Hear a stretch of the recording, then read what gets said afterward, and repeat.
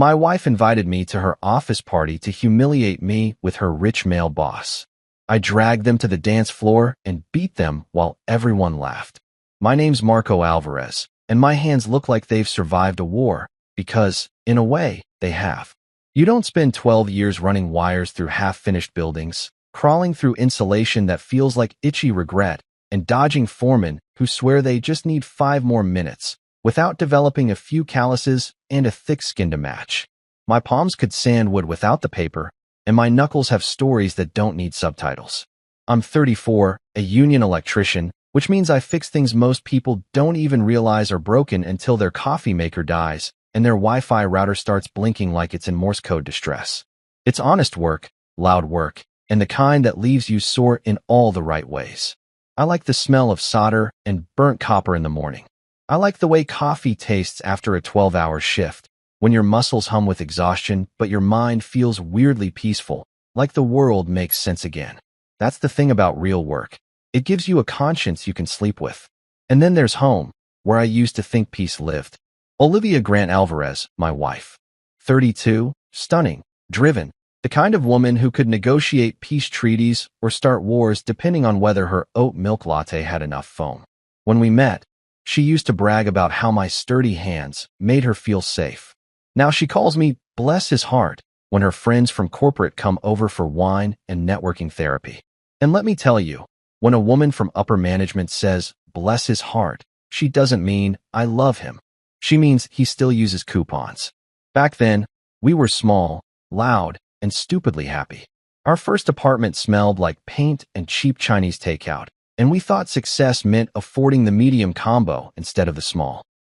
I'd come home covered in dust. She'd come home with spreadsheets and stories about coworkers who couldn't tell the difference between a deadline and a grave, and somehow, it worked. She loved my mess, my grease-stained fingers, the way I'd fall asleep mid-sentence on the couch after fixing the sink. I loved her ambition, her wild ideas, her way of making a broken life plan sound like a TED Talk with wine. We were electric, pun intended. But something changed when she got promoted. I didn't realize it at first. It came slow, like corrosion on a wire. She started dressing sharper, staying out later, talking about branding like she was auditioning to be a human LinkedIn post. She started eating salads that cost more than my work boots and saying words like synergy without flinching. I'm not sure when I lost her, but I know the first sign was when she looked at my hands and said, "You should moisturize more." It wasn't cruel, it was casual. That's what made it sting. That casual tone, the one people use when they've already decided they're better than you but haven't sent you the memo yet. I kept working, kept fixing, kept pretending it was fine. That's what guys like me do. We fix things, even when it's not our mess. I'd cook dinner, keep the house humming, and nod like I didn't notice how she laughed louder at her phone than she ever did at my jokes. Her world turned shiny, polished, and filtered. Mine stayed practical and noisy. I'd come home from a day of wiring a hospital. Yeah, the place where lives depend on light. And she'd be sitting on the couch, glass of wine in one hand, laptop open, saying something like, "We need to talk about personal growth." Which, by the way, is never followed by anything good. She'd tell me about her new projects, her team, her boss who saw potential in her. I'd nod, because I was proud, or at least I wanted to be. But her tone changed somewhere between her third raise and her first company retreat. It wasn't "we're building a life" anymore. It was "I'm building a future." You catch that? Not we. I. That's when I realized I wasn't her partner anymore. I was her before picture. Funny thing about pride, it's invisible until someone tries to take it from you. Mine didn't fit into her new world. My pride came from doing work that mattered, from knowing that when a kid's nightlight turns on or a grocery store freezer keeps the milk cold. That's me. That's my work, my sweat, my skill. It's not fancy, but it's real. Try saying that in a room full of people who think manual labor means typing faster. I remember one night, she came home late, again. I was sitting at the kitchen table, eating leftover spaghetti and watching reruns of Dirty Jobs. She breezed and smelling like perfume and potential, kissed me on the cheek like you pat a loyal dog, and said, "You wouldn't believe how exhausting it is to lead." I wanted to say, "Try carrying 50 feet of wire up a ladder in August." But I didn't. I just nodded and offered her some spaghetti, which she declined because carbs at night are bad optics. She talked about KPIs and clients, and I realized I was nodding at a stranger. She wasn't my Olivia anymore. She was Olivia 2.0, optimized for career advancement. Her laugh was shorter, her hugs were rarer, and her eyes were always somewhere else. On her phone, her planner, or maybe on someone who didn't come home smelling like a job site. The distance between us wasn't loud. It was quiet, clinical. The kind of silence that sneaks up on you and makes you question if you ever knew how to talk in the first place. I started working more overtime, partly for the money, mostly for the noise. Work doesn't judge you. Wires don't roll their eyes. Circuits don't tell you to smile more. One Saturday morning, she had brunch plans with the team. I asked if I could come along, half joking. She looked at me over her coffee and said, "It's more of a professional thing, babe." Then she smiled, the kind of tight smile you give a kid who wants to play in traffic. You wouldn't really fit in. That one hurt. I wanted to ask, fit in where? Your world? Your life? Your bed? But instead, I just nodded again. That's the thing about men like me. We're taught that silence is noble. That if you wait long enough, things fix themselves. But marriages aren't like circuits. They don't just reconnect when you flip the breaker. I started noticing her phone more. The late-night texts. The new perfume. The extra effort before meetings. But I told myself not to think like that. I told myself she was just chasing dreams, not chasing someone. I held on because that's what you do when you've built something with your hands. You protect it, even when it's cracked. Then came the phrase that ended my peace. She was on the phone with one of her friends. You know the type. Voice like champagne, laugh like nails. They were gossiping, sipping, talking about promotions. And I heard Olivia say, "Oh, Marco? Bless his heart, he tries." I don't know what burned more, the words or the tone.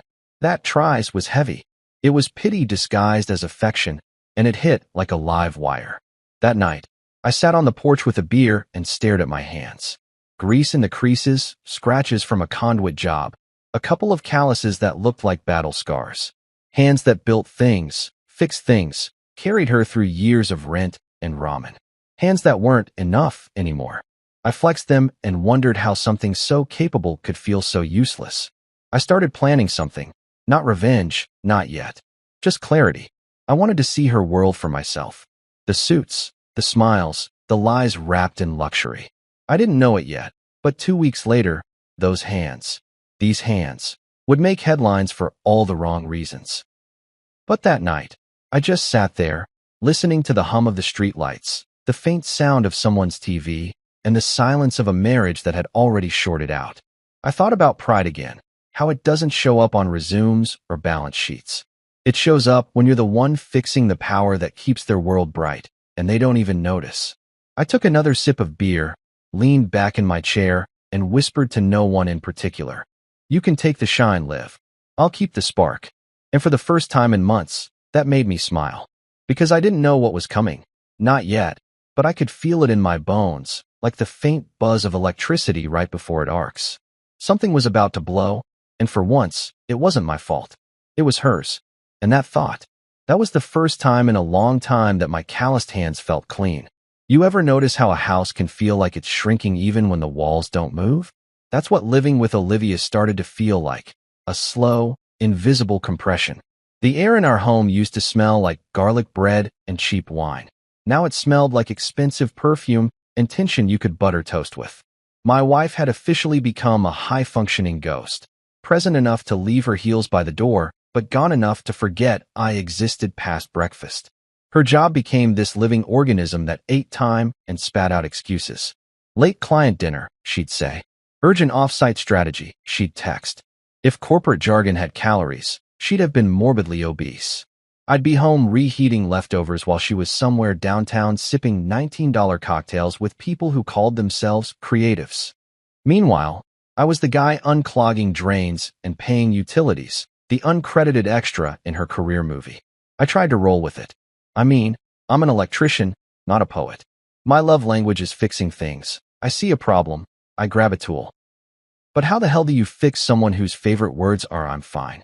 Those two words, man. They're like the customer service hold music of relationships. Endless, annoying, and fake. The signs were small at first. Her phone started living face down, like it had privacy rights. Her laughter changed too. Used to be the kind that bounced off the walls. Now it came in short, curated bursts. Like she was auditioning for best laugh in a supporting role. She stopped wearing her wedding ring to work events. When I asked, she said, "It doesn't go with the outfit." Yeah, well, neither did lying, but that didn't stop her. And then came the networking quickies. That's what she called them. Short meetings with big clients, usually late, always vague. The word quickie should never sound that professional. Every time she said it, I could feel my dignity trying to jump off a bridge. One night, she came home at midnight, heels in hand, smelling like a perfume sample named Infidelity. I was on the couch, pretending to watch a game I didn't care about. She looked surprised to see me awake, which was interesting, considering I lived there. "You're up?" she asked, like I was a raccoon that wandered in from the trash cans. I shrugged. "Yeah, the couch and I are doing some team building." She didn't laugh. She never did anymore. That's when I started paying attention. Not the paranoid kind of attention, the blue-collar kind, the one you use on a suspicious fuse. You don't accuse, you just observe until it either hums right or blows up. Her coworkers started popping up in conversation more than I liked. Marcus Langley, for instance, the guy whose suit probably cost more than my first car. He was mentoring her, apparently. Then there was Henry Caldwell, married but still wearing cologne like he was on sale at Macy's. And Trish from HR. Ah yes, Trish. The kind of woman who complimented you just to remind you she didn't mean it. She told me once, "You should smile more, Marco. You've got such strong features." Translation: You look too working class for this conversation. Every name she mentioned came with that weird softness people use when they're saying more than they mean. The "Marcus said something hilarious today" tone, followed by a smile that didn't belong to me. I didn't need a lie detector. I had instincts, caffeine, and decades of watching people try to hide sparks behind smoke. Then came the invitation. "We're having a company party next week," she said one evening, scrolling her phone like the words were a casual afterthought. I blinked.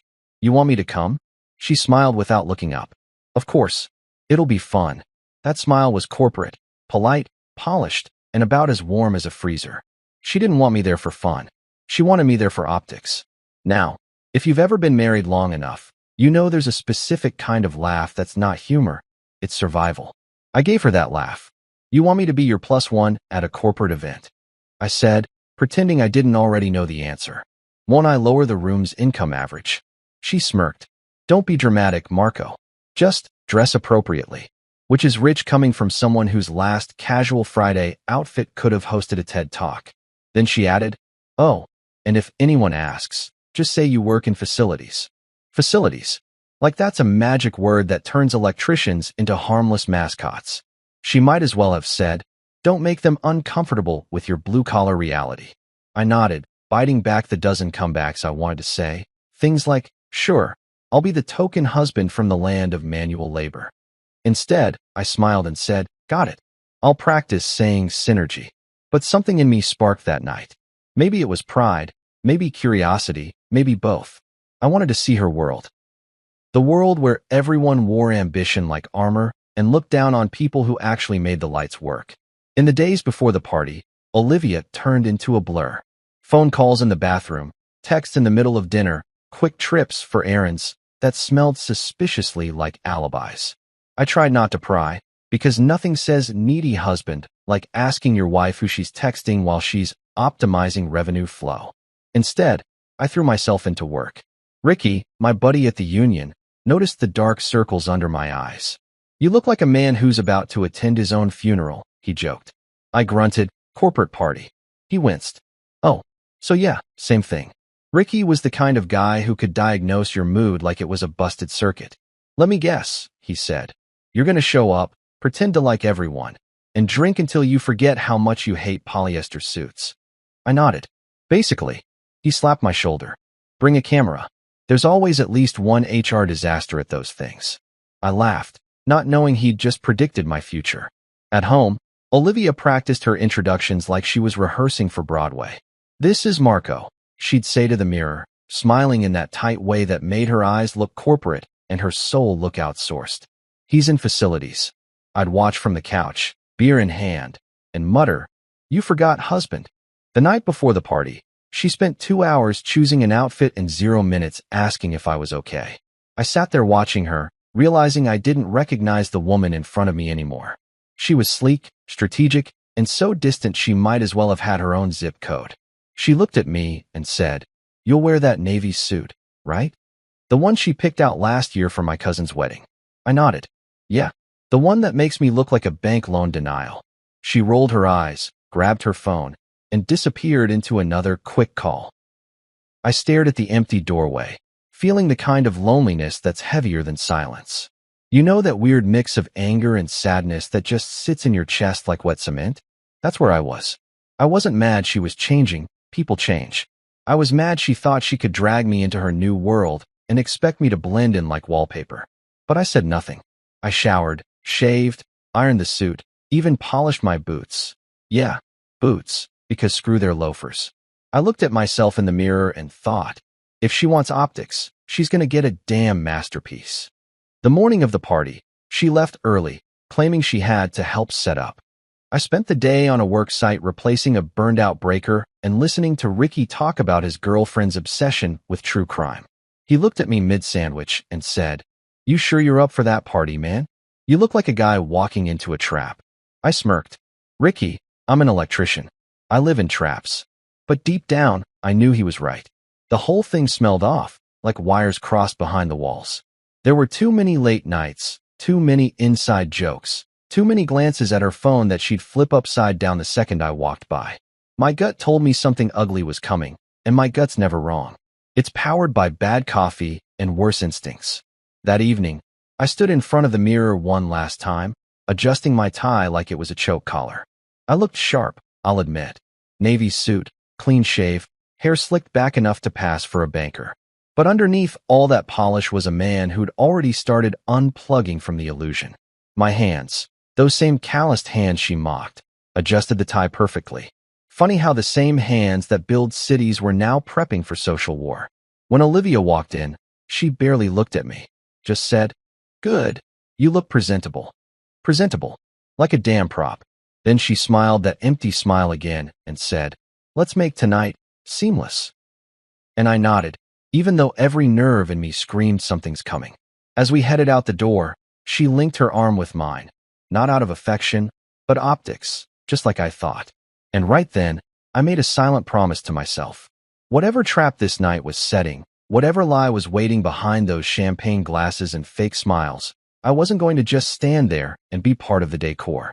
Because a man can take a lot, mockery, distance, silence, but when you start treating him like background furniture, that's when his fuse hits capacity. And mine. Oh, it was humming, just waiting for the switch to flip. The week before the party felt like that tense silence before a thunderstorm. You can't see lightning yet, but your bones can feel it buzzing in the air. Olivia moved around the house like a politician during campaign season.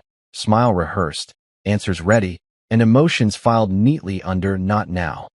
She was on her phone so much I started wondering if she'd legally married her email. And me? I played along like the world's dumbest magician's assistant, pretending not to see the smoke while she practiced disappearing. Every night that week, she came home later, smelling less like home and more like someone else's idea of success. Designer perfume, champagne, and that faint trace of deceit that clings to ambition. She'd toss a kiss in my direction, call it affection, then vanish into our bedroom to answer a few messages. You know what's wild? When your wife starts guarding her phone like it's nuclear launch codes, you start timing her bathroom breaks. One Wednesday night, I walked in from a 10-hour shift, hands raw, back tight, and found her pacing in the living room, Bluetooth in her ear, saying things like presentation optics and Marcus will handle the deck. I froze mid-step. Marcus. There it was again, that name sliding through our house like a ghost who didn't pay rent. I stood there, sweat drying on my shirt, listening. She didn't see me. She was smiling, voice soft, the kind of tone she used to save for me when life was simple and love wasn't scheduled between calendar invites.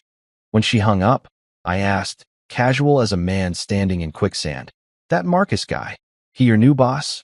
She jumped a little, then gave me that fake laugh women use when they're lying but trying to sound adorable. "No, babe. He's just part of the team." "Right. And I'm just part of the furniture." I didn't press. Pressing makes you look jealous, and jealous husbands get treated like outdated software, buggy, insecure, waiting for an update that'll never come. Instead, I poured myself a beer, leaned against the counter, and said, "Tell Marcus I said hi." She froze, then smiled too quickly. Of course. You ever see a smile that's a full confession? Yeah, that was it. The next day, she started talking about the company party like it was a royal gala. "We're doing a rooftop event downtown," she said, eyes bright, voice animated. "City skyline views, live band, open bar." I grinned. Ah, yes, nothing screams teamwork like overpriced finger food and fake laughter. She rolled her eyes so hard I swear I heard the strain. "Marco, please. It's important. My directors will be there. It's a huge opportunity." I sipped my coffee and muttered, "For who?" She didn't answer. That evening, I found myself staring at my closet like it was a battlefield. Olivia wanted me to blend in, not embarrass her. I didn't have corporate armor, no tailored suits or designer shoes. My wardrobe was mostly work shirts, jeans, and hoodies that smelled faintly of solder and masculinity. So, I did something stupid. I went shopping. At the mall, I walked into one of those fancy men's stores where the mannequins looked like they had trust funds. A salesman with slicked back hair and a smirk that cost extra asked if I was shopping for a big event. I said, "Yeah, my wife's company party." He gave me the kind of look people reserve for rescue dogs. "Oh," he said, "a corporate one?" His tone implied I'd need divine intervention to survive. I nodded.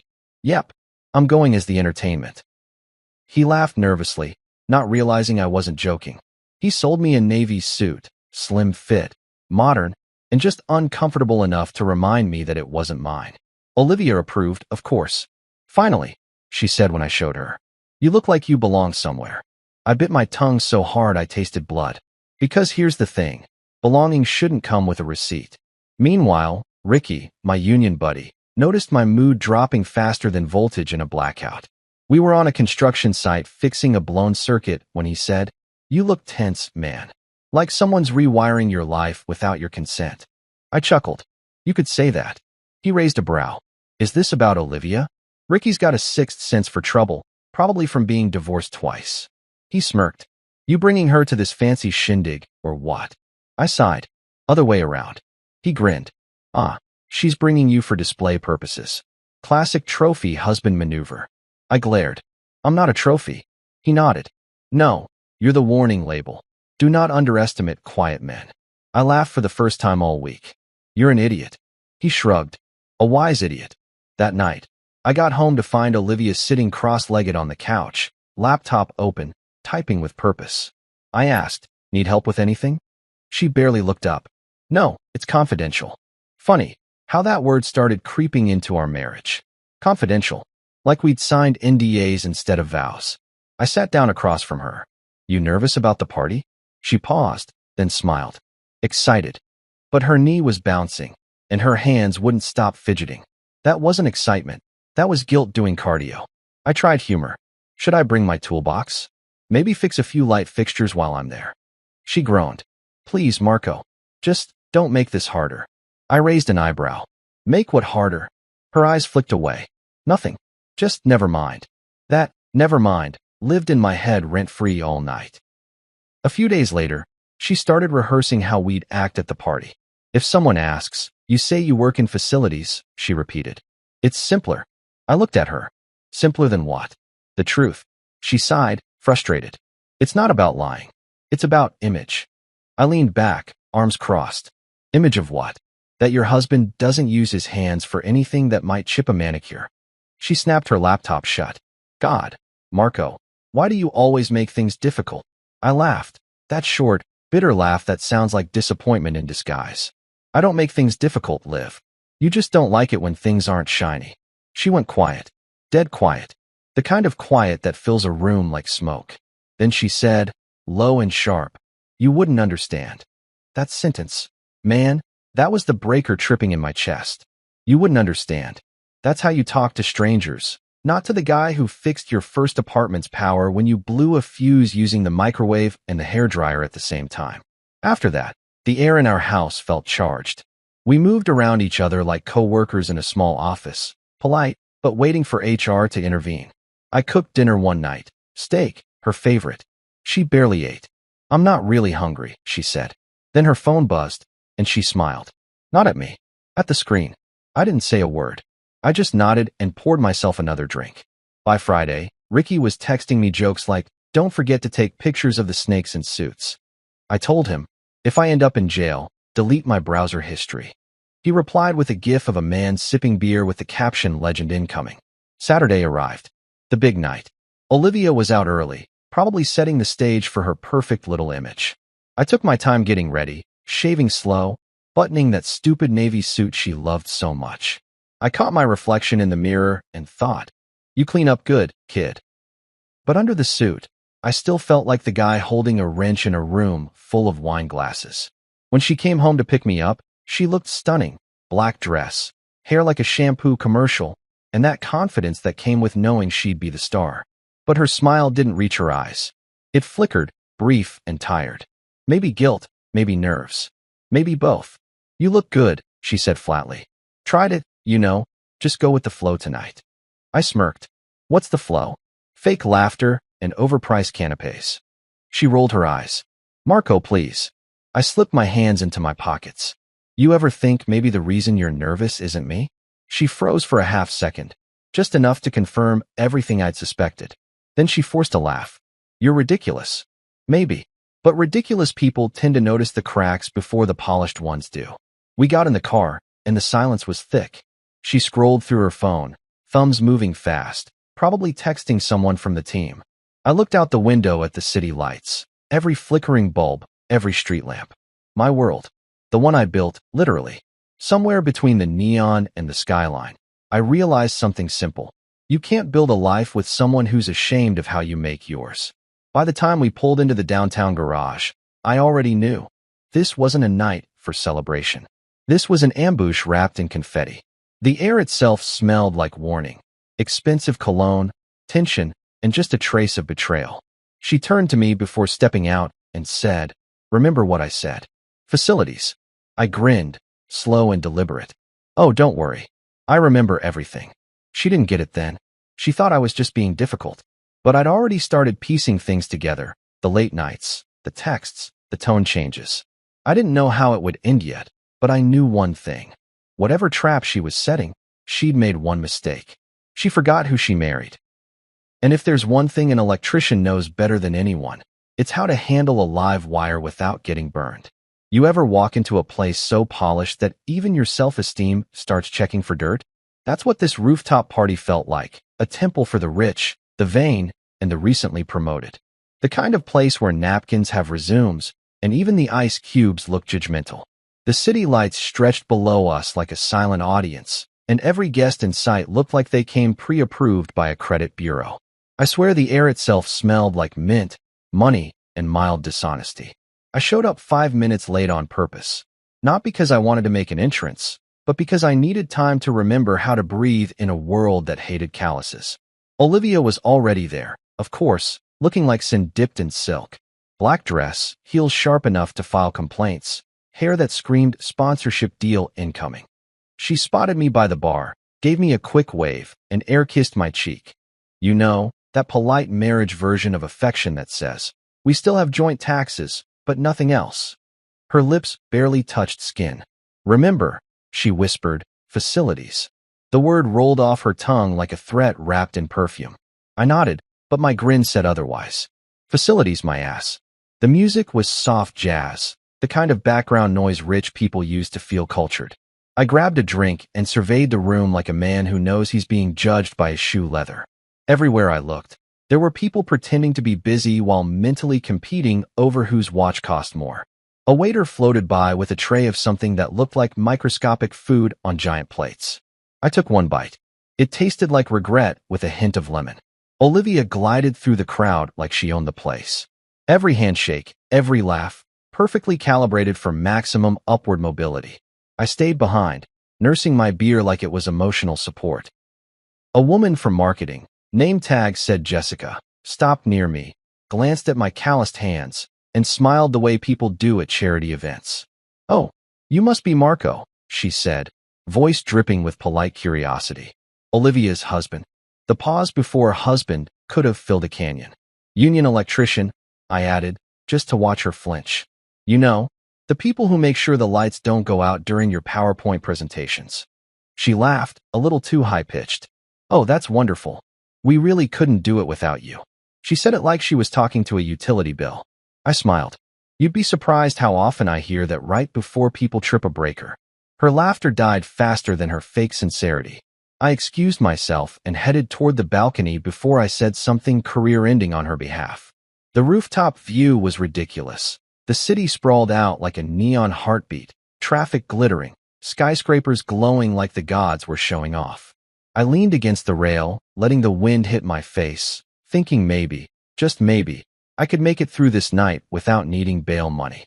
Then Olivia appeared beside me, champagne in hand, smile plastered on. You're doing great, she said through clenched teeth. Just don't overdo it. Overdo what? I asked. Breathing? Blinking? Having opinions? She sighed. The kind that means she's trying not to ruin her makeup. Please, Marco. These people. I cut her off. Yeah, I know. They're your people now. Her eyes softened for a second, maybe even guilty, but the moment passed. Just behave, she whispered, and floated back into the crowd like a stock price. I watched her laugh with Marcus, the man himself. Tall, charming, the kind of guy who probably has a skincare routine and a therapist who calls him for advice. His suit looked tailored by angels, and his smile was pure PR. I'd seen that look before. The one men get when they think another man's wife is an open-door policy. He placed his hand on her back, guiding her toward a group of execs, and my jaw tightened so hard my teeth protested. Henry Caldwell was there too, silver-haired, smug, married, and giving midlife crisis in progress energy. He spotted me and nodded like we were part of the same club. We weren't. His handshake was soft, like he'd outsourced manual labor since birth. So, he said, Olivia tells us you're in facilities? I smiled politely. Yep. I keep the lights on so you can keep charging people in the dark. His face twitched. Humor, he said flatly. We love humor. The conversations around me were a masterclass in saying nothing with confidence.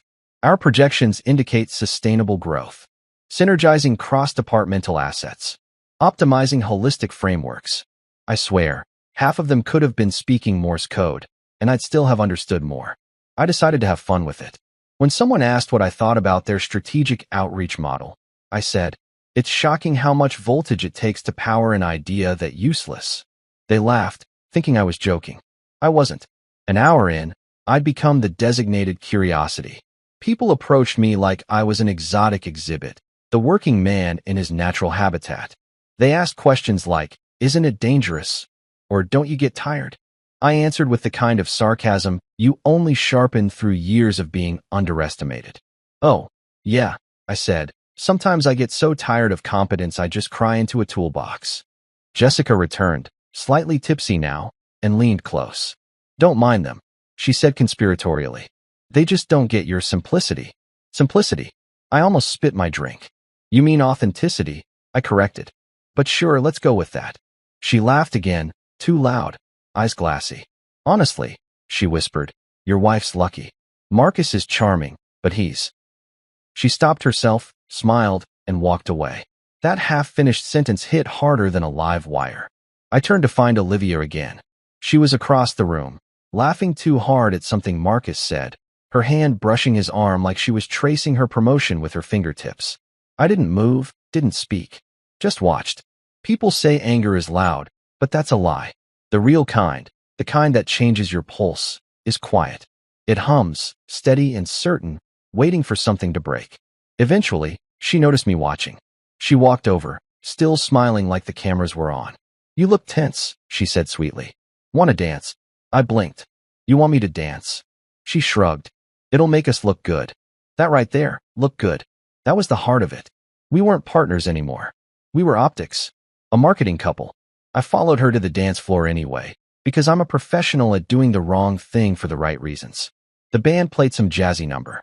Olivia's hands rested on my shoulders lightly, like she was afraid to wrinkle her image. You could try to smile, she murmured. You could try to mean it, I murmured back. We moved in rhythm, her glancing around to make sure people were watching, me wondering how the hell we got here. The lights, the laughter, the money, all of it blurred until it felt like I was floating through someone else's life. When the song ended, she clapped politely and stepped back. "See," she said, "you can fit in when you try." I gave her the kind of grin that comes right before a storm. "Yeah," I said, "I'm a quick learner." The rest of the night unfolded like a bad sitcom. Forced laughs, fake compliments, and endless refills of sparkling hypocrisy. Olivia basked in it. I drifted, half listening to strangers brag about their quarterly bonuses. Around midnight, the rooftop air thinned. Conversations dulled. That's when I caught it. A whisper, faint but sharp, slicing through the music. Jessica again, stumbling near the bar, lipstick smudged and conscience leaking. She leaned toward me, breath reeking of secrets. "You didn't hear it from me," she slurred, "but your wife's been close. With Marcus. And Henry. For months. Time didn't stop. It just slowed enough for me to hear my heartbeat in stereo." I didn't react. Didn't shout. Didn't throw my drink like some dramatic movie scene. I just looked at her, searching her face for a lie. There wasn't one. Drunk people rarely invent pain that's specific. I looked toward Olivia. She was laughing again. That bright, hollow sound I used to love. Marcus was beside her. Henry nearby. All three sharing a world I'd been uninvited from. My stomach twisted, not from shock, but from confirmation. I'd known. Deep down, I'd known. The phone calls, the late nights, the polished apologies. This was just the punchline. I left Jessica mumbling into her cocktail and walked toward the far end of the rooftop, where a hallway led to a private office suite. That's when I saw Olivia slip away through that door, Marcus a step behind her. My pulse turned electric. I told myself, don't. But curiosity and pride are terrible co-pilots. The hallway was quiet, carpet muffling every step, music fading behind me. I stopped outside the door marked private. From the other side came muffled sounds, laughter, low voices, a sigh that didn't belong to networking. My hand shook as I reached for the handle, not from fear, but from finality. And then, I did the thing you're not supposed to do. I opened it. Inside, the world stopped pretending. Olivia, Marcus, the desk, the motion, the betrayal framed perfectly under fluorescent light. My brain went blank. No thoughts, no words, just white noise. She froze when she saw me, mouth open, eyes wide, mid-sin.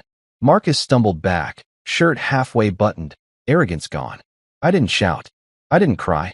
I just stared at them, at her, and felt something in me die cleanly, efficiently, like a switch flipped. And then I smiled. Not because it was funny, because it was finished. I pulled out my phone, pressed record, and said quietly, "Say cheese." The universe didn't thunder. The city didn't blink. But somewhere between her gasp and his silence, I felt the charge of something inevitable building. Justice, revenge, whatever you want to call it. The kind of storm you can't stop once it's wired. And that's when I realized I might not have her polish, her charm, her world of glass and gloss. But I had the truth. And truth, when it hits power, always makes sparks. If you've never felt your whole life collapse in a single heartbeat, let me tell you, it doesn't come with fireworks or thunderclaps. It's quiet, real quiet, the kind of quiet that makes you hear your own pulse. When that office door swung open and I saw Olivia tangled up with Marcus and Henry. Yes, both of them, because apparently fidelity is too basic for executives. I didn't feel rage. Not yet. Rage is a luxury emotion. What I felt was disbelief dressed up as calm. Like my brain decided to hit pause before it melted. There she was, my wife. The woman who used to giggle when I'd burn pancakes, now starring in her own betrayal documentary under fluorescent lighting. I remember thinking, so this is how the hero dies, under an expense report and some imported perfume. I don't even know why I recorded it. Reflex, maybe. Some survival instinct whispered, you're gonna need receipts. My thumb hit record, and the phone caught everything. Her gasp, his startled grunt, and my silence thick enough to choke on. I didn't yell, didn't slam, didn't cry. I just watched. Marcus tried to straighten his tie like that would tie the moment back together. Henry grabbed his shirt, muttering something about misunderstandings. Yeah, buddy, misunderstandings don't usually involve belt buckles. Olivia's face twisted into something halfway between panic and PR management. Marco, wait, please, this isn't what it looks like, she blurted, because apparently betrayal scripts come with that default line. I raised an eyebrow. You sure? 'Cause it looks like a team-building exercise gone real hands-on. Her mouth opened, but no sound came out. She reached for me, and I stepped back. The distance between us felt biblical. Then something inside me snapped. Not loud, not messy, just clean. Like a breaker flipping after years of overload. I put my phone in my pocket, gave her one long look, and said, "You know what, Liv? I always said you were good at multitasking. Guess I just didn't realize how good." And then I walked out. Except I didn't make it far. I reached the edge of the hallway, heard the muffled music and laughter beyond the door, and something primal inside me said, "No, not yet." For months, I'd been humiliated in silence. I'd watched her rewrite our marriage into a LinkedIn success story and file my worth under miscellaneous. If this was going to end, it wasn't going to end quietly. I turned back, grabbed Marcus by his collar, still half-buttoned, smelling like cologne and sin, and dragged him out of the office. Henry followed, stammering excuses about consent and complex emotions. I didn't care. I'd gone full blue-collar justice. My fist connected with Marcus's jaw before I even realized I'd swung. There's something deeply satisfying about that first impact. The sound, the shock, the collective gasp of witnesses when they realize the show's about to start. He stumbled, clutching his face, and I followed with another. Not because I needed to, but because it felt righteous. Henry tried to intervene, which was adorable. I turned, caught him by his tie, and yanked hard enough to make him reconsider life choices. "You married, right?" I hissed. "Does your wife know you're out here auditioning for Soap Opera of the Year?" He stuttered something about boundaries. I helped him find one, the floor. Then I did something no man plans to do in his lifetime. I hauled both of them, half-dressed and panicked, back out onto the rooftop. The door banged open, the music cut off mid-beat, and 200 perfectly groomed heads turned in unison. If there's a sound for collective shock, that was it. The gasp that comes right before gossip is born. Olivia followed me out, screaming my name, mascara starting to melt under city lights. "Marco, stop!" she shouted, her voice high-pitched, desperate. But I wasn't listening to her anymore. I was listening to the crowd. The whispered, "Oh my God," the barely contained giggles, the sound of camera phones clicking like applause. I threw Marcus first, metaphorically, not over the edge, though the temptation was real, shoving him onto the dance floor like bad entertainment. "You see this clown?" I barked, voice echoing off glass and ego. "He's been doing overtime with my wife in your office." Gasps rippled like wind through wheat. I gestured toward Henry. "And this one, apparently management's a group project now." Marcus tried to speak, clutching his jaw, but I wasn't done. "Don't look so shocked," I said, scanning the room. "You people love teamwork, right? Hell, this is probably in the employee handbook. Maximize efficiency, share resources." Laughter erupted. Awkward at first, then genuine, then uncontrollable. Phones rose in the air, lights flashing, recording history. I caught sight of Jessica near the bar, wide-eyed, whispering "holy crap" like a prayer. The DJ froze, unsure whether to keep playing. I helped him decide by yelling, "Kill the music." Silence dropped, heavy and hot. Olivia stood at the center of it all. Hair perfect, dress impeccable, soul unraveling. "Marco," she pleaded, voice trembling, "please don't do this here." I tilted my head. "Oh, don't worry, sweetheart. You already did." Someone in the crowd, bless their petty heart, started clapping. Then another joined in.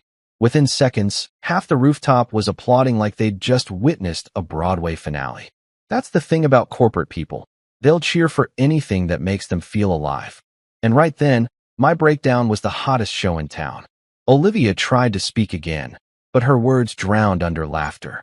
Marcus bolted for the elevator, clutching his face like a man running from Yelp reviews. Henry followed, tripping over his own dignity. Olivia turned back to me, tears streaming now, and whispered, "You've ruined everything." I smiled, not cruelly, just free. "No, Liv," I said softly. "You did." I pulled my wedding band off, feeling the indentation it left on my skin, and tossed it at her feet. It hit the floor with a tiny metallic click, the sound of finality. "You can keep that," I said. "It fits your collection of things you don't respect." The crowd parted as I walked out, phones still filming, whispers multiplying. Some were sympathetic, most were entertained. I didn't care. The night air hit my face, cool and sharp, and for the first time in months, I could breathe. In the elevator down, a security guard looked at me, then at the blood on my knuckles. "You good, man?" he asked, unsure whether to call backup or shake my hand. I smiled faintly. "Better than I've been in years." He nodded, like he got it. Maybe he did. By the time I hit the street, my phone was blowing up. Missed calls from Olivia, texts from Ricky. "Bro, what did you do?" And a dozen notifications from strangers tagging me in videos I hadn't even seen yet. Turns out, someone had caught my entire rooftop debut in glorious 4K. "Union guy exposes cheating executives at rooftop gala," the headline read. The comments section was a war zone. Half the internet crowned me a hero. The other half thought I needed therapy. Both were right. I walked 3 blocks to a late-night diner, the kind that smells like bacon grease and bad decisions, and sat at the counter, still in my wrinkled suit. The waitress, a woman with a name tag that said Doris, poured me coffee without asking. "You look like you've seen some things," she said, glancing at my bruised hand. I nodded. "Yeah, my wife's true personality." She didn't flinch, didn't pity me, just refilled the cup and said, "Better to find out now than after she drains your 401k. Wise woman. I sat there till sunrise, watching the city wake up while my world burned online. Every buzz of my phone was another stranger calling me king, legend, or that dude with the punch. It was funny. I'd spent my life fixing things people broke, and now I'd broken something no one could fix. And maybe that's what justice feels like. Messy, painful, but damn honest. By noon, Olivia finally stopped calling. Instead, she texted, "We need to talk." I stared at the words for a long time. Not angry, not hurt, just tired. I typed back, "Talk to HR. I'm sure they'll help you draft an apology." Then I turned off my phone and laughed until it hurt. That night, Ricky showed up at my place with a six-pack and a grin. "You're trending, man," he said, waving his phone. "Look." He played a video of me dragging Marcus and Henry across the floor while Olivia screamed in the background. The caption read, "When your man's union, but his patience ain't." I groaned. Fantastic. I always wanted fame for my uppercut form. Ricky cracked open a beer. "Don't worry, they're calling you Blue Lightning." Sounds badass. "Yeah," I muttered, taking a sip. "Until the lawsuits start." He chuckled. "Nah, they won't touch you. You're a folk hero now. Every guy who's ever been cheated on is buying you a drink in spirit." He paused, then added, "You gonna talk to her?" I shook my head. What's left to say? She already said everything with her actions. He nodded slowly. "Still, that was brutal, man. You okay?" I thought about it. The truth? I wasn't okay, but I was done pretending to be. "Yeah," I said finally. "I'm okay enough." We watched the clip again, because of course he replayed it, and somewhere between the laughter and the disbelief, I realized something important. Olivia had spent years chasing power, status, validation. Me? I just wanted peace.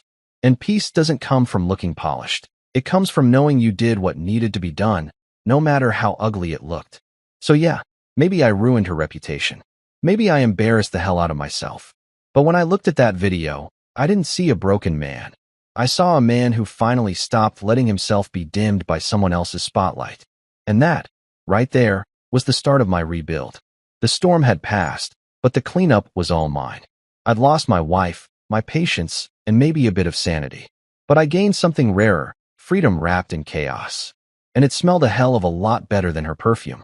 There are moments in a man's life that burn themselves into the permanent hard drive of your memory, and dragging 2 half-dressed executives across a rooftop full of horrified rich people was definitely one of mine. It wasn't premeditated. I didn't wake up that morning thinking, you know what would spice up my evening? Assault and viral fame. It just happened. Like muscle memory, except the muscle was pure rage. And maybe a little showmanship. When I first grabbed Marcus by the collar and hauled him out of that office, his cologne hit me so hard I almost got dizzy. The scent of money, arrogance, and regret in equal parts. He tried to mutter something like, "This isn't necessary," which was adorable coming from the guy who just had a meeting with my wife on a company desk. I gritted my teeth and said, "Buddy, this is long overdue." Henry, the backup dancer in this train wreck, was trying to hide behind a filing cabinet. "It was just a mistake," he squeaked. I cut him off. "Yeah, you definitely were. Now, let me paint this picture." Olivia's voice was somewhere behind me, shrill and panicked, shouting, "Marco, stop." but it sounded far away, like background noise in a bad dream. The music was still playing out on the rooftop, a jazzy number, upbeat, ironic. And there I was, dragging two men who probably billed their clients $500 an hour, across a marble floor that was worth more than my truck. Marcus's loafers squeaked against the tiles. Henry's belt clanged on the floor. It was chaos wrapped in satisfaction. I slammed the door open so hard it ricocheted off the wall, and suddenly, silence. 200 people stopped mid-laugh, mid-sip, mid-pretension, as I stepped out with my human trophies. If a record scratch had a face, it would have been that crowd. I looked like a mechanic who'd just stumbled into a Vogue party, dragging the CEO and the VP of disrespect behind me. Olivia was right behind me, screaming something I couldn't process. My brain was past language.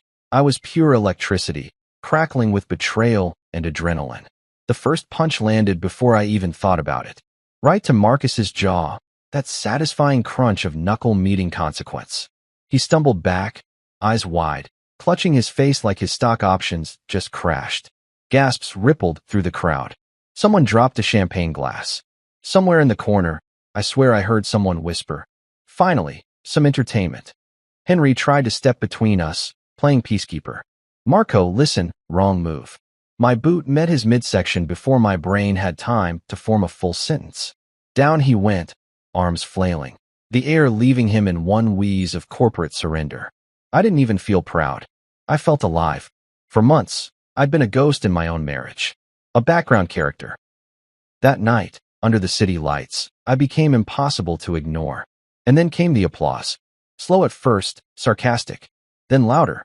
A woman near the bar, Jessica, of all people, started clapping with this wild grin on her face.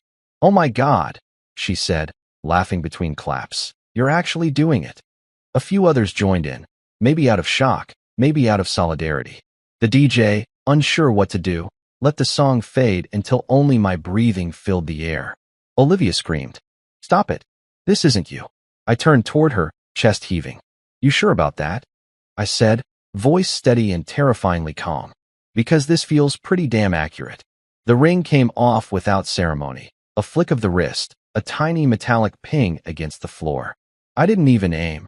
It just landed near her heels like poetic punctuation. "You can keep that," I said. "Call it a merger gone bankrupt." Phones were everywhere now, glowing rectangles held high, capturing every second. The modern Colosseum. Some people were horrified, others delighted. I could see it in their faces, half pity, half thrill. Nobody looks away from a car crash. Olivia tried to grab my arm, but I shook her off. "Don't touch me," I said, my voice low, dangerous. "You had your hands full already." The crowd collectively winced. I think someone near the buffet whispered, "Damn." Security hesitated, because how do you even break up a fight when the guy doing the dragging has justice on his side? Marcus was on his knees, blood dripping from his nose, mumbling, "I'll press charges." I crouched down beside him, just close enough for only him to hear. "Do it," I said. "But make sure you spell my name right when TMZ calls." Then I stood up, looked around, and realized, for the first time in months, every eye in the room was on me. Not Olivia, not her career, not the perfect illusion she'd built. Me, the husband, the guy she'd thought was invisible. And instead of shame, I felt clarity. "You people think titles make you better," I said, voice booming louder than the sound system. "You call men like me the help. But we're the reason your world doesn't collapse when your fancy espresso machine trips a breaker." A murmur ran through the crowd. I gestured at Marcus and Henry. These two geniuses were busy optimizing resources. Turns out, the resource was my wife. Someone snorted. Someone else choked on their champagne. I wasn't sure if I was giving a speech or performing stand-up, but at that point, it didn't matter. Every word was truth, raw, ugly, necessary. Olivia's tears finally fell, big, mascara-streaked sobs that might have worked 6 months ago. Now they just looked like a performance. "Please, Marco," she whispered.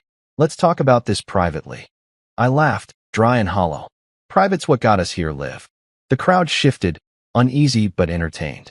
A few women looked at her with sympathy. A few men looked at me like they'd just seen their own fears come alive. Because that's the thing. Every man in that room had wondered, deep down, what he'd do if it were him. And now they were watching the answer unfold live, in HD, with free champagne. Eventually, a security guard approached me, tall, polite, and clearly praying I wouldn't punch him too. "Sir," he said carefully, "I'm gonna have to ask you to leave." I grinned. "Ask them first." I nodded toward Marcus and Henry, still sitting on the floor like failed Bond villains. The guard didn't respond, just held out his hand. I raised mine in surrender. "Relax," I said. "I'm done. I've already fixed the short circuit." The crowd actually laughed. Even the guard cracked a smile before escorting me toward the elevator. As I passed Olivia, she reached out again. "You've ruined my career," she hissed. I stopped just long enough to look her dead in the eye. "No, sweetheart. You ruined our marriage. Your career's just collateral damage." Then I stepped into the elevator and let the doors close on whatever she was about to say. The ride down was eerily calm.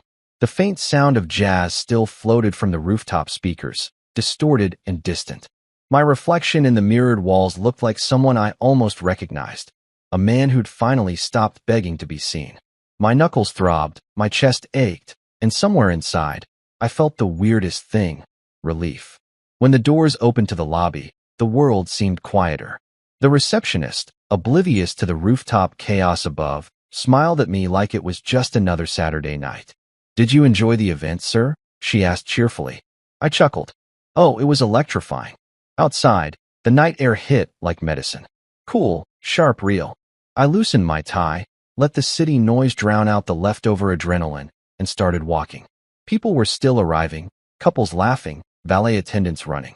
None of them knew they were stepping into a scandal. I wanted to warn them. "Careful, the air up there's toxic." But I kept walking.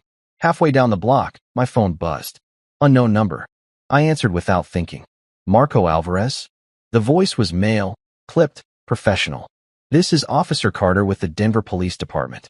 We received a call about an altercation at Prescott and Myers' corporate event." "Are you?" "Yeah," I said, cutting him off. That was me. There was a pause. "Are you still on site?" I looked around, smiled faintly. "Nope. I'm on my way home." He sighed. "Sir, we're gonna need a statement." I nodded to myself. "You'll get it. And a video, too." Then I hung up. By the time I reached my truck, the first notifications were coming in, texts from friends, co-workers, even my foreman. "Bro, you legend. Is it true you decked 2 execs? You're trending, dude." The internet works fast. I wasn't even home yet, and already, the video had gone from phone to fame. I sat in the driver's seat, stared at my reflection in the rearview mirror, and laughed. Not the bitter kind this time. The tired, almost delirious kind. "You really did it, Alvarez," I muttered. "You went full soap opera."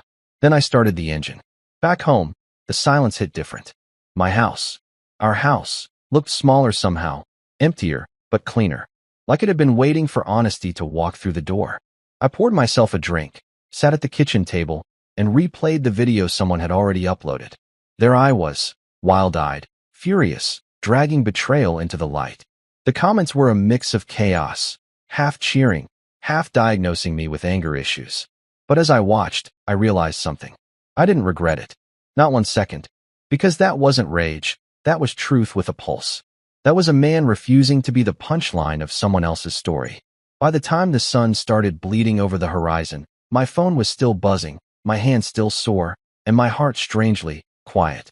Olivia's texts piled up, apologies, explanations, bargaining attempts. I didn't open any of them. The world had already heard enough of her words. I stood up, stretched, and whispered to myself, "Guess I finally flipped the breaker." And just like that, I smiled, not the forced, polite kind. The real one. Because for the first time in years, I wasn't fixing anyone else's mess. I'd ripped out the faulty wiring, burned down the lies, and walked away before the smoke cleared. Sure, it wasn't pretty. But sometimes peace doesn't come softly. Sometimes it arrives swinging. If you've never woken up to find your face plastered across every social media feed in America, you don't know what true chaos looks like before coffee. My phone was vibrating like it owed somebody money. Dozens of missed calls, hundreds of texts, and more notifications than a Black Friday sale. I blinked at the screen, bleary-eyed, and there it was, the headline that would follow me for the rest of my life. Union electrician exposes cheating wife and executives at rooftop gala. The punch heard around Denver. I wish I could tell you I panicked. I didn't. I laughed. Like, full belly laugh, tears in the eyes laugh. Because the universe really outdid itself this time. I'd gone from invisible husband to internet legend overnight. All because I decided to turn a workplace affair into a live-action morality play. I poured coffee, sat on the couch, and watched the clip on repeat like it was my favorite sitcom. The angle, the lighting, perfect.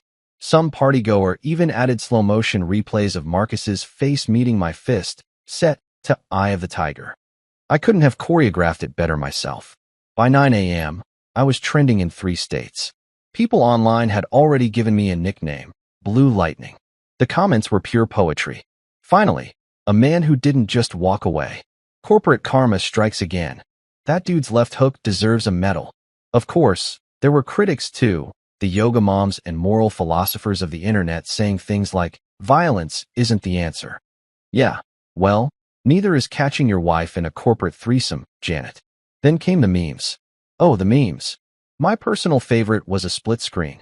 One side showing me dragging Marcus by the collar, the other showing Thor summoning lightning, captioned, when your union dues finally pay off. Another had my face photoshopped onto a WWE poster. The shocking truth, Blue Lightning versus the HR department. It was comedy gold. Somewhere out there, a 15-year-old with editing software had just turned my marital disaster into internet art. Around noon, my buddy Ricky showed up banging on the door like we were being raided. He burst in, phone in hand, eyes wide. Bro, you are a legend. He shoved the screen in my face, showing a news broadcast.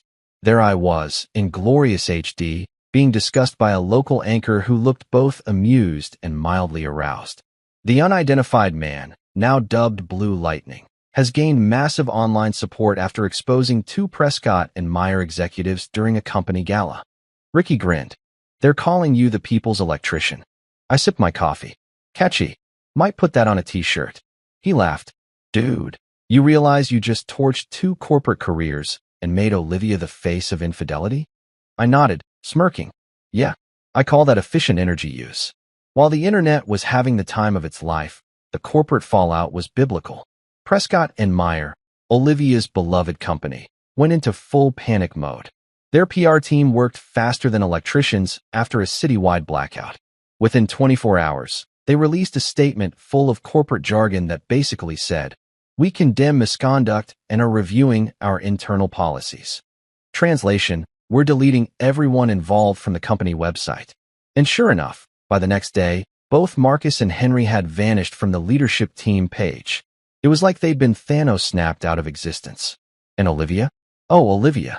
My wife, ex-wife in progress, went from rising star to corporate cautionary tale in under 48 hours. She tried to spin it, of course. Posted one of those long growth and healing messages on LinkedIn about personal accountability and lessons learned. The comments section roasted her alive. You learned to keep it in your pants? Networking taken too literally. Even her old boss liked one of the sarcastic replies. You can't buy that kind of poetic justice. Meanwhile, my phone kept ringing. Reporters, podcasts, morning shows, even some influencer who wanted to collab. I didn't answer a single one. Fame is like voltage. Too much of it, and you'll fry your circuits. I didn't want 15 minutes of celebrity. I wanted 15 hours of silence. But then the calls started coming from people I actually knew. Old coworkers, union buddies, my mom. Mom left a voicemail that was pure gold. Marco, I saw you on TV. You looked handsome. Me, Joe, but maybe next time don't punch people in front of cameras, okay? I'm proud of you.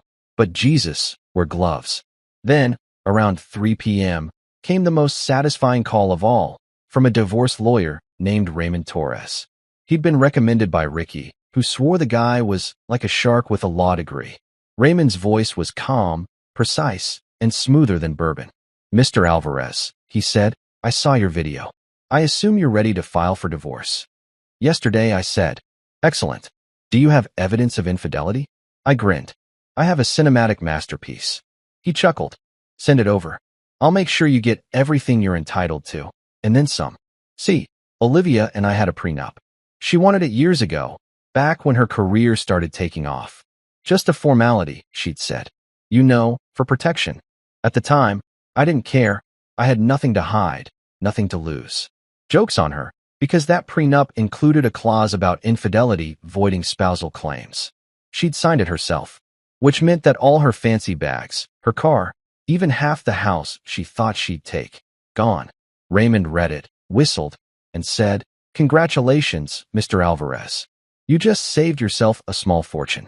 I leaned back in my chair, laughing. Guess honesty really does pay. Raymond didn't laugh. "You might want to stay offline for a bit.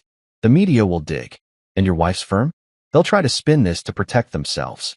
But you have the leverage. Use it wisely."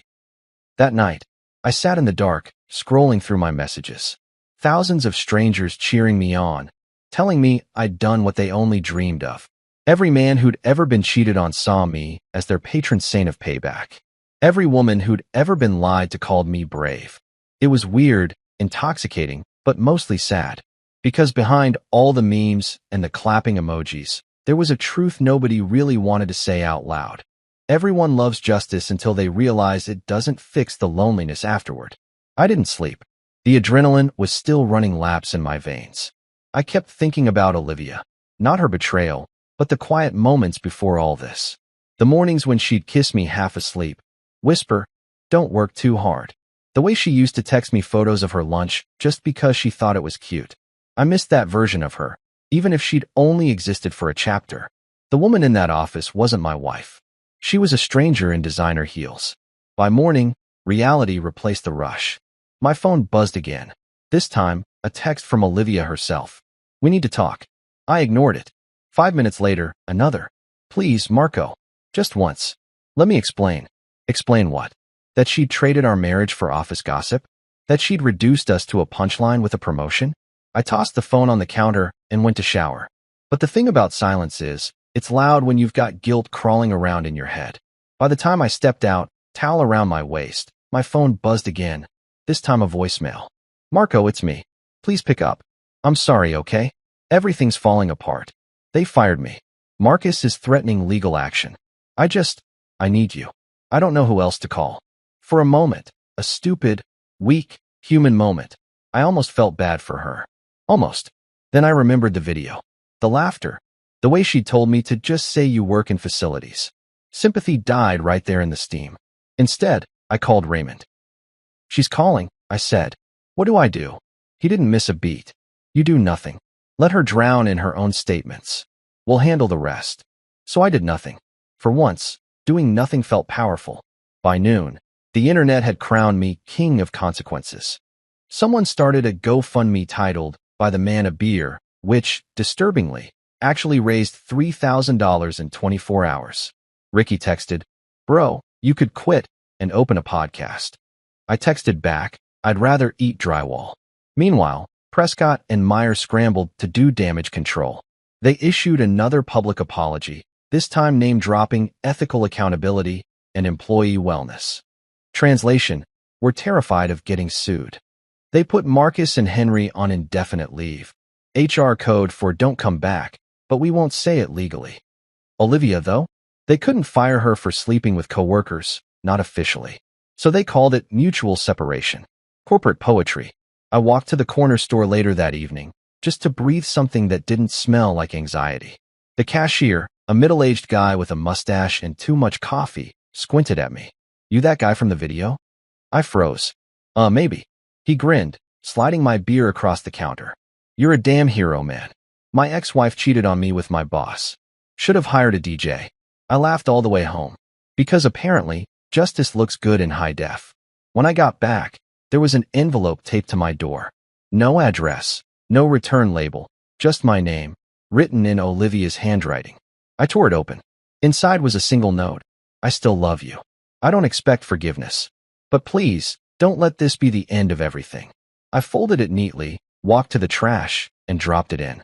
Because forgiveness is for accidents. Betrayal is a choice. That night, I poured myself a drink and looked out the window at the city, the same skyline that once made her eyes light up. It still looked beautiful, but now it belonged to me again. The lights, the hum, the quiet, all mine. And somewhere out there, Olivia was watching the same sky, realizing she'd traded her future for 15 minutes in a locked office. Funny thing about electricity, it always finds its way back to ground. And me? I was grounded now, scarred, famous, and finally free. You ever see a storm try to apologize? That's what it felt like the morning Olivia showed up at my door, mascara smudged, eyes red, hair pulled back in a way that screamed, "I've been crying in my car for hours." She was holding 2 black trash bags like a defeated raccoon, standing there on my porch in the same outfit she'd worn during our last argument. Except this time, her power heels had been swapped for sneakers. It was poetic, really. The same woman who once said she'd never go back to cheap shoes, now wearing them as repentance footwear. She knocked softly at first, then harder. Then the voice came, soft, shaking, rehearsed. "Marco, please." I stood behind the door for a good 30 seconds, just staring at it, coffee mug in hand, trying to decide whether I should answer or call pest control. My brain played tug-of-war between curiosity and common sense. But curiosity always wins with me. It's why I once stuck a fork in an outlet as a kid. Spoiler, didn't end well then either. When I finally opened the door, she flinched like I'd thrown something. "You look tired," she said. That was rich, coming from the woman whose face had just been featured on every scandal of the week blog in the tri-state area. "You look fired," I replied. Her lips quivered. "I lost my job." "I'm shocked," I deadpanned. Truly, who could have predicted that sleeping with 2 executives at once might mess with HR scheduling? "Please don't do this," she whispered. "I'm not here to fight." "Good," I said, stepping aside. "Because I'm all out of trophies." She hesitated before stepping in, like the threshold itself was judging her. The moment she entered, the air changed, heavier, awkward, thick with everything we hadn't said and everything we'd already shouted. She looked around, her eyes darting across the living room, the same one she used to decorate with catalog confidence. "You kept the couch," she murmured. "Yeah," I said. "It doesn't cheat." That one landed like a punch. She winced, looked down at her sneakers. "I deserve that." "Oh, don't worry," I said. "You deserve much worse, but I'm feeling merciful today." She placed the trash bags on the floor. "My sister kicked me out," she said quietly. "I've been staying with Trish, but Trish from HR." I interrupted. "The one who told me to smile more? You mean she finally found someone more miserable than herself?" Her mouth twitched, the ghost of a laugh. "She said it would be best if I found somewhere else to stay." "I don't have anywhere to go, Marco." I leaned against the doorway, crossing my arms. "You mean to tell me Marcus and Henry didn't open their homes to you?" "Tragic. They're gone," she said. "Marcus moved to Seattle. Henry's wife took the kids and left him. I ruined everything." I nodded slowly. "Yeah, you did. The difference is, I get to start over. You get to replay your mistakes in HD." She stepped closer, her voice trembling. "I know I don't deserve forgiveness, but I need closure. I need to explain." "Explain what, Olivia?" I snapped. "That you were lonely? That your boss made you feel seen? That you got so caught up in your career you forgot you had a husband waiting at home making dinner and fixing the damn heater?" Tears welled up in her eyes, the kind of tears that used to work on me, soft, persuasive, strategic. "Not this time. I didn't plan it," she said weakly. "Neither did I said. "But somehow, I still ended up starring in a viral documentary about how to ruin a marriage in under 10 minutes.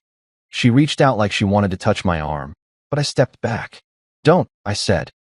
"You don't get to do that. You don't get to cry your way out of this one." Her composure cracked completely then. She dropped to the couch, sobbing, words spilling between gasps. I thought if I just worked harder, I could fix everything. I wanted to be somebody. I didn't mean to lose you along the way." "Funny," I said, because it looked pretty intentional from where I was standing. She buried her face in her hands. "You don't understand the pressure I was under." "Stop." I cut in, my voice sharp enough to slice through her excuses. "You had pressure? I crawl through attics full of asbestos for a living. I deal with guys who think GFCI stands for good freaking coffee inside. Don't talk to me about pressure." For a moment, the only sound was her breathing and the faint hum of the refrigerator. Then she looked up, mascara streaking down her cheeks. "I loved you," she whispered.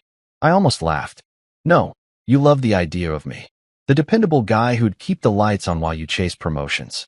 The man who wouldn't embarrass you in front of your boardroom friends." I pointed to the TV, where my face, her scandal, was frozen on a paused news broadcast. Until I did. She turned away, voice breaking. "I was stupid. I wanted respect. I thought success would fill the emptiness. And did it? I asked. Her silence was answer enough. We sat there for a long minute, two ghosts haunting the same house. Then I stood. You know what the worst part is, Liv? You didn't just cheat on me. You mocked me. You turned the man who fixed your world into a joke you could edit out of your story. She nodded, sniffling. You're right. I did. And now? I asked. Now you want what, pity? Shelter? Redemption? She looked up, eyes wide and desperate. I just want a second chance. That broke me in a different way, not with anger, but with pity. The kind of pity that feels like exhaustion wearing empathy's skin. Second chances, I said softly, are for people who tripped. You jumped. She crumpled in on herself, whispering, I have nothing, Marco. No job, no friends, no family. Just you. Then maybe it's time you learn what it feels like to build something with your own hands, I said. You've spent your whole life climbing ladders you didn't build. Maybe now's your chance to grab a hammer. Her tears kept coming, quiet now. I loved our life, she murmured. The dinners, the laughter, the Sundays on the couch. I ruined it all. Yeah, I said. And the thing about ruins? They make great foundations for new construction, just not with the same architect. That's when she stood, wiping her face, trying to summon the Olivia who used to win rooms with a smile. So that's it. You're just done. Liv, I said, meeting her eyes. I was done the moment you decided my worth depended on your title. She looked like she wanted to argue, to plead, to bargain. But she saw it in my face, the finality. The breaker had flipped, and there was no turning the power back on. When I opened the door, the sunlight hit her face. Harsh, honest. She picked up her trash bag slowly, like lifting her own past. Where will you go? I asked, because despite everything, some part of me still cared. I don't know, she said softly. Somewhere no one recognizes me. Try Wyoming, I said dryly. They still believe in privacy there. She gave a weak smile, the kind that knows it's out of practice. You really won't ever forgive me, will you? I thought about that, about forgiveness, about closure, about whether it was even my job to grant her peace. Then I shook my head. Forgiveness isn't the problem. Trust is, and that died before the rooftop did. She nodded, tears spilling again, and stepped outside. I watched her walk down the driveway, shoulders slumped, pace slow, dignity stuffed in black plastic. The same neighbors who once waved at us on morning walks now peeked through curtains like it was primetime television. She loaded the bags into her car, glanced back once, and whispered something I couldn't hear before driving away. I stood there for a while after she was gone, staring at the empty street. The silence felt heavier than before, but cleaner, like the house itself had exhaled. Inside, I sat on the couch, picked up my phone, and scrolled through the headlines again. Blue Lightning, the man who shocked corporate America. Union hero or viral villain? I didn't care about either label anymore. I wasn't a hero, and I wasn't a villain. I was just a man who'd finally stopped fixing things that weren't worth saving. A few hours later, Ricky called. So, he asked. How'd it go? She cried. I made coffee, and she left, I said. He whistled. Cold man. Warm enough, I said. The heater works fine. He laughed, but there was a pause. You okay, brother? Yeah, I said after a long moment. Actually, yeah. For the first time in a long time, I'm good. We talked for a while, about work, about life, about how apparently someone had started selling t-shirts with my face on them that said stay grounded. He thought it was hilarious.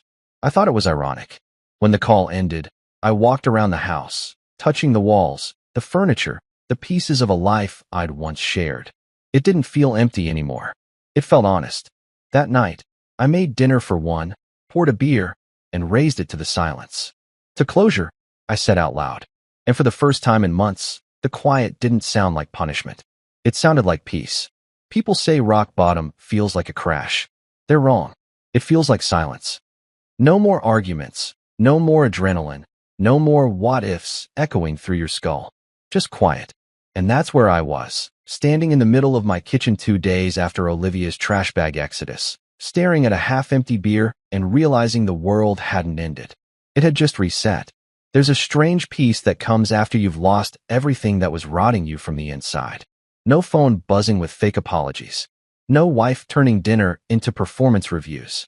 No more pretending that love was something you could fix with patience and overtime. It was just me, my tools, and a fridge full of actual food instead of meal prep containers labeled goals. The divorce moved fast, like grease through a drain. Raymond Torres, my new favorite human being and possibly a reincarnated courtroom shark, called me that Monday morning. "Good news," he said, voice slick and calm. The video went viral enough to scare her legal team. She's not contesting the divorce. In fact, she's begging for a non-disclosure clause. I grinned. "What's that mean for me?" "It means," he said, "she gets nothing. You keep the house, the car, your retirement, and your peace of mind. And since she was the one who breached fidelity, that prenup she loved so much, it's now your best friend." I let that sink in. For the first time in months, I felt the kind of relief that hits deep in your chest, like unclogging a pipe that's been jammed for years. "So she really gets nothing?" I asked. "Well," Raymond said, "she gets public humiliation and a cautionary LinkedIn post. That's something." I laughed so hard I almost dropped the phone. "Remind me to name my next kid after you." He chuckled. "Let's not get ahead of ourselves. Heal first, date later. You've got what most people never get, closure that comes with paperwork." And he was right. That signature, the one that ended a marriage, felt less like failure and more like flipping the breaker back on after a long blackout. The house wasn't empty anymore. It was mine again. Every room hummed with something honest. Work became therapy. I picked up extra shifts with the union, wiring new apartment buildings, fixing breaker panels, installing ceiling fans for people who still said thank you. There's something healing about manual labor. It demands your focus. You can't spiral emotionally while balancing on a ladder with 220 volts staring you down. The crew welcomed me like nothing happened. Ricky slapped me on the back during lunch and said, "Blue Lightning lives." "Don't call me that," I muttered, but I couldn't help smiling. The nickname had stuck, partly out of respect, mostly out of hilarity. Even the guys at the hardware store started greeting me with it. I'd walk in and hear, "Yo, Blue Lightning. Need another extension cord or a witness statement?" It was ridiculous, but it made me laugh, and laughter was a good sign. Marisol, who ran the union supply truck, was the first person to notice I'd started smiling again. She was tough as rebar, wore her hair in a messy bun, and could curse out a city inspector in 2 languages. One day she handed me a sandwich and said, "You look less haunted. Finally exorcised the demon." "Something like that," I said. "The power's back on upstairs." "Good," she grinned. "We missed your sarcasm. The crew's been too peaceful." We fell into a rhythm. Early mornings, long days, greasy lunches, and the kind of jokes that make you forget real life for a while. By the 3rd week, my hands looked worse than ever. Scraped, burnt, stained, but my heart felt cleaner. The real surprise came one Friday afternoon when Ricky dragged me to his niece's school to fix their busted lights. "It's volunteer work," he said. "Earn some good karma. God knows you need it." That's where I met Lisa. She was a history teacher, mid-30s, hair tied back, wearing glasses that somehow made sarcasm look elegant. I was up on a ladder replacing a flickering bulb when she walked in and said, "You know, this building's older than half the teachers here. You sure it won't collapse before lunch?" I looked down, grinning. "If it does, at least the lights'll still be working on the way down." She laughed, an actual laugh, not the polite, performative kind I'd grown used to. "You're not one of the regular maintenance guys, are you?" "Union electrician," I said. "Freelance superhero. Part-time viral scandal." Her eyebrows lifted. "Wait, you're that guy?" I sighed. "Depends who's asking. The internet thinks I'm a folk hero. My ex thinks I'm Satan with better shoulders." She chuckled. "Well, I think you're funny. That's rarer than heroism these days." We talked for an hour after that job, about teaching, about bad coffee, about how kids now think the Revolutionary War happened in the 1980s. She had this calm energy that made me forget I was technically famous for violence. Before I left, she said, "You should come to our spring fundraiser next week. We're raffling off baked goods and dignity." "Do they accept ex-husbands as door prizes?" I asked. "Only the well-behaved ones," she said, smiling. That's how it started. Over the next few weeks, Lisa and I became something. Not romantic at first, just 2 people who found comfort in laughter and long talks. She'd text me things like, "My projector died mid-lesson. You'd have loved it." Or explain to me why light switches make that click sound. "My students think it's magic." I'd reply with jokes about unions and existential dread.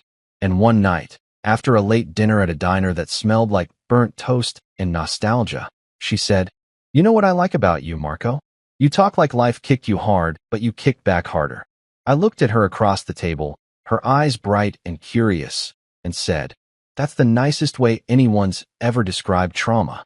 We both laughed, and something in me softened. For the first time since the rooftop, I didn't feel like a meme. I felt like a man again. Work got busier.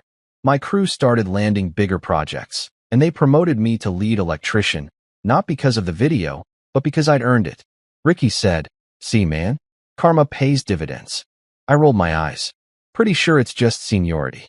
But deep down, it felt good, like life was finally giving back what it owed. Evenings were quieter now. I'd come home, shower, cook something edible, and sometimes Lisa would stop by after school. She'd sit at my kitchen counter grading papers while I worked on small carpentry projects, tables, stools, things to keep my hands busy. She'd tease me about being a secret artist. I'd tease her about her terrible coffee taste. It wasn't fireworks. It wasn't dramatic. It was real, steady, grounding, peaceful. One night, she found one of my old wedding photos while helping me reorganize the bookshelf. She held it up gently. "This her?" "Yeah," I said, glancing at Olivia's smiling face frozen in time. "That's the woman who taught me what not to settle for." Lisa didn't ask for details. She just set the picture down and said, "You've got good hands, Marco. You build things. You fix what's broken. Don't waste those hands holding on to ghosts." I didn't realize it then, but that was the moment I fell for her, quietly, without ceremony. Months passed. The internet forgot about Blue Lightning. Prescott and Meyer recovered their reputation. Olivia disappeared from headlines, probably living somewhere pretending none of it happened. And me? I just kept working. I fixed lights, repaired circuits, mentored apprentices. I rebuilt my life the way I rebuild wiring. Methodical, careful, making sure nothing sparked unless it was supposed to. One Sunday morning, I was installing a ceiling fan in Lisa's classroom while she graded tests. She looked up and said, "You know, I think you like fixing things because it gives you control." I grinned. "Of course, you can't control people. But wires? Wires listen." She smiled. "Well, some people listen too." Eventually, I climbed down the ladder, wiped my hands, and looked at her, really looked. The woman who'd seen me not as a scandal, not as a headline, but as a man just trying to start again. "You think people can be fixed?" I asked. She thought for a second. "No, but I think they can rebuild." That line hit harder than she knew, because that's exactly what I'd been doing. Rebuilding. Not replacing. Not pretending. Rebuilding. That evening, I took her to dinner. Nothing fancy, just tacos from a food truck parked near the river. We sat on the tailgate of my truck, watching the sunset turn the water gold. She leaned her head on my shoulder and said, "You know, you're not who I expected." "Who'd you expect?" I asked. She smirked. "A bitter guy with trust issues and maybe a punching problem." I chuckled. "That was version 1.0. You're looking at the firmware update." She laughed, and in that moment, I realized something simple but powerful. Peace doesn't come from revenge or justice. It comes from acceptance, from knowing that you can't change the past, but you can damn well wire a better future. The next morning, I woke up early, made coffee, and looked around the house. The light coming through the window hit the floor just right, golden, clean, calm. For the first time in years, I didn't feel like I was waiting for something bad to happen. I'd done my time in the dark. Now I was standing in the sunlight, calloused hands, clean conscience, and a heart that was finally steady again. And as I grabbed my tool belt for another day's work, I smiled. Because I wasn't fixing someone else's mess anymore. I was fixing myself. A year later, the world had moved on, but I hadn't needed it to remember me. The headlines were gone, the memes forgotten, the noise replaced by something far better, quiet mornings and honest laughter. Lisa and I spent weekends fixing up the old house. She'd paint, I'd wire. Sometimes we'd argue about colors, but it was the kind of argument that ended with tacos, not tears. One Saturday, I got an email from Olivia. Long, polished, full of therapy talk and closure cliches. I read it once, then deleted it.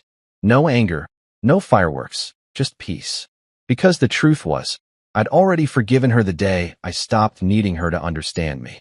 That night, Lisa and I sat by the window, watching the city glow. "Do you ever miss it?" she asked. "The noise?" I said, "Nah, I like the hum better." She smiled, took my hand. Those same calloused hands that once broke, now building again. And for the first time, I realized the real revenge wasn't the punch, or the viral fame, or even the freedom. It was happiness, quiet, solid, earned. The kind that doesn't need to prove anything.